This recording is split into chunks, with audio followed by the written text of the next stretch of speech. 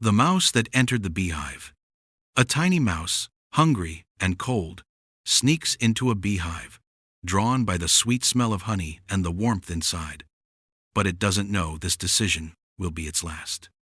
Once the bees sense the intruder, they attack as one fierce, united, and unstoppable. The mouse dies, but the problem remains.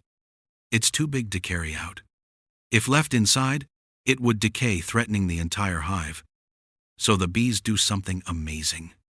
They seal the mouse completely with a natural substance called propolis, made from tree resin and beeswax.